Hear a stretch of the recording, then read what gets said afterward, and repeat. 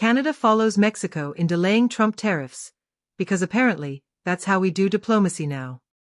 International diplomacy, where billion-dollar economies are juggled like hot potatoes, and tariffs are the equivalent of toddlers throwing tantrums because they didn't get their juice box. In the latest episode of Trade Wars, North America Drift, Canada decided to play follow the leader, striking a deal with President Trump to delay tariffs, right after Mexico did the same. It's like a conga line, except instead of dancing, everyone's just nervously clutching their GDPs. The tariff telenovela, previously on As the Border Turns. On Monday, President Trump, in his infinite wisdom, decided that the best way to curb drug smuggling and illegal immigration was to slap 25% tariffs on imports from Mexico and Canada. Because nothing says border security like making avocados more expensive. Canada's Prime Minister, Justin Trudeau, and Mexico's President Claudia Sheinbaum both managed to secure 30-day delays, which is the diplomatic equivalent of asking for an extension on your homework because your dog ate it.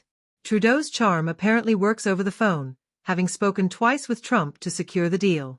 Meanwhile, Mexico agreed to send thousands of troops to the US-Mexico border, because nothing says respectful negotiations like deploying armed forces as part of a trade agreement. Somewhere in the background, China was sipping tea, filing complaints with the WTO, and plotting its own brand of retaliatory drama. Canada, the overachiever with a border plan. Trudeau didn't just get a tariff delay. Oh no, that would be too simple. Canada also rolled out a $1.3 billion border plan with all the bells and whistles. Extra personnel, cutting-edge technology, and 24/7 surveillance. Apparently, they're now hosting their own version of Big Brother, except the house is the entire US-Canada border. But Trudeau wasn't done. He and Trump decided to form a joint strike force to combat organized crime, fentanyl trafficking, and money laundering. Because nothing strengthens diplomatic ties like agreeing to fight crime together, preferably while wearing matching capes. Mexico, the awkward middle child. President Claudia Sheinbaum had what she called a very respectful conversation with Trump. Translation: she gritted her teeth, smiled politely, and agreed to send troops to the border while whispering expletives under her breath.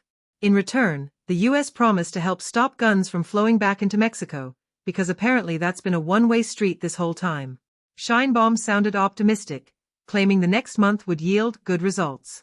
Sure, because nothing says progress like a countdown clock on your country's economic stability. The fentanyl factor, because what's a crisis without a scapegoat? Trump justified his tariff threats by citing the need to stop fentanyl from entering the U.S. Interestingly, most of the fentanyl comes through the southern border, with almost 9,600 kilograms intercepted there last year. Meanwhile, the northern border with Canada saw a whopping 19 kilograms seized. Clearly, Canada is the real villain here. Those syrup smuggling, moose riding, polite criminals are just flooding the market with politeness. The auto industry, holding its breath, again. While the rest of us enjoy this geopolitical soap opera, the U.S. auto industry is trying not to hyperventilate. A trade war with Mexico and Canada would have been catastrophic, but hey, at least they have 30 more days to live in denial. Automakers are like people who keep hitting snooze on their alarm clock, hoping the problem will magically disappear. And now, Europe, the next contestant on Wheel of Tariff. Not content with destabilizing North America, Trump has set his sights on Europe.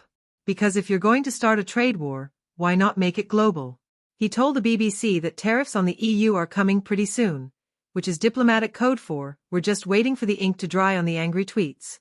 European leaders, naturally, responded with thinly veiled horror, because nothing ruins a good espresso like the looming threat of an economic crisis. So, what have we learned? Tariffs are the new "you're grounded." Trump uses them like a parent threatening to take away screen time, except instead of a sulky teenager, it's the entire global economy.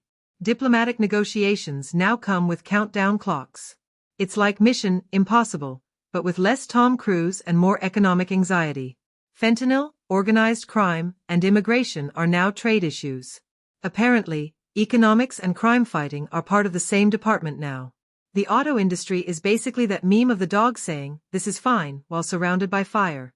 Europe should start bracing itself. Maybe stockpile some wine and baguettes before the tariffs hit. Final thoughts. Spoiler alert. Nobody wins. In the end, this isn't really about tariffs, trade, or even border security. It's about posturing, political theater, and seeing who can hold their breath the longest without passing out. Canada and Mexico got a temporary reprieve, but the clock is ticking, and the next episode promises more drama, more angry tweets, and probably another photo op with a poorly staged handshake. Stay tuned, folks. This economic soap opera isn't over. It's just between commercial breaks.